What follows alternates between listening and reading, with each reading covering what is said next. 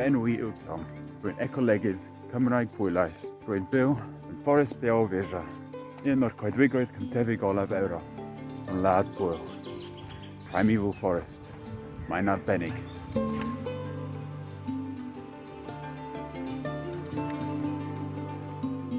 Coedwig yma yw'r peth agosaf sydd gan Ewrop i'r Great Barrier Reef a'r Serengeti.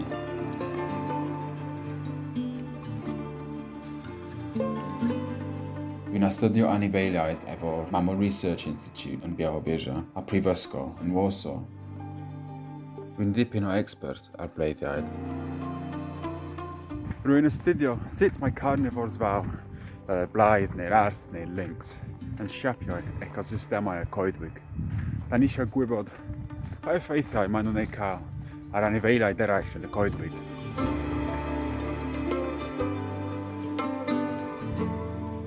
Prif offeren i casglu data yw'r camera trap. Mae gen fo motion sensor syml. Mae anifeiliaid fawr yn swil iawn ac mae camera trap yn caniatáu i ni monitro nhw o bell.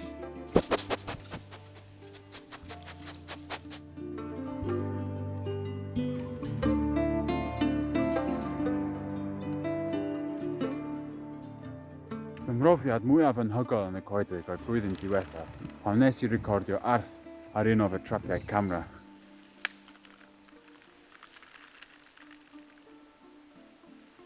Does dim arth wedi bod yma ers diwedd yr 1900s. Maen nhw wedi bod yn mwy neu lai extinct yma ers hynny.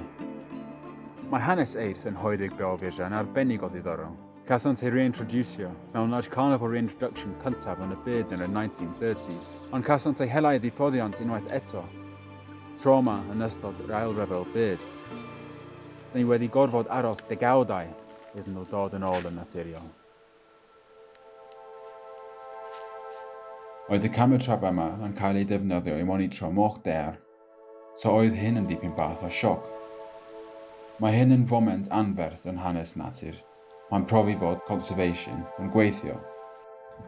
Ers 1992, mae'r Habitats Directive wedi bod yn amddiffyn carnivores fawr yn yr EU. Ac mae'r effaith wedi bod yn anferth.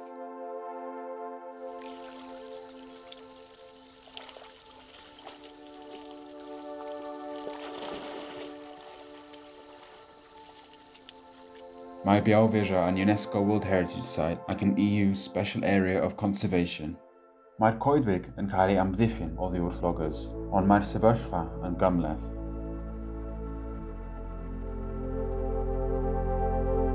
Dydy'r coedwig I gyd ddim yn National Park, so mae'r logging threat yna. Ar yr un adeg, roedd coedwig enfawr yn rhedeg ar draws Ewrop I gyd. Coedwig Białowieża yw'r unig beth sydd ar ôl erbyn hyn. Does dim lle llawer gwell I weld blaidd yn ei habitat naturiol. Mae bron popeth da ni'n ei gwybod amdano nhw yn popular culture yn anghywir. Mae bleiddiaid reit debyg I bobl.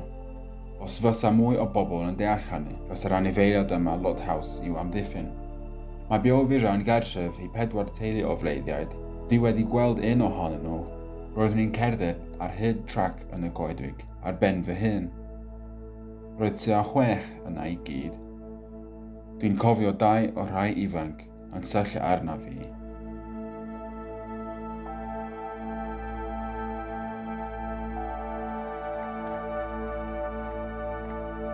Pan dwi'n cerdded yn y coedwig, dwi'n ffeindio pethau fel wolf scat, y wolf poo. I scientists fel fi, mae o'n ddiddorol iawn. Dwi'n gallu gwybod lle mae'r bleiddiaid, be maen nhw'n wneud, a dyn ni'n gwneud genetic analysis arno fo. Yma da ni'n gweld lle mae'r anifeiliaid yn yfed, a nhw'n hefyd yn gwneud mud bath yn y dŵr. Mae rhai o anifeiliaid Białowieża yn brin iawn. Mae nhw'n endangered species, a dyna lle mae'r conservation yn dod I mewn. Mi yda ni, os da ni isio, yn gallu amddiffyn natur a rhoi cyfle I anifeiliaid sydd ar fin diflannu.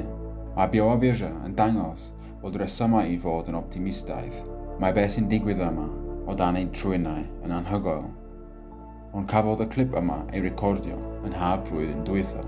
Dwi ddim wedi gweld unrhyw arwydd o'r arth yn y goedwig ers hynny. Y tasg rwan yw ffeindio arth efo cubs bach yma. Byddai'n foment hanesyddol I cofnodi recolonisation parhaol. Hynny fydd yn deud fod eist yn byw yma unwaith eto. Tan hynny, mi fyddai dal yn chwilio.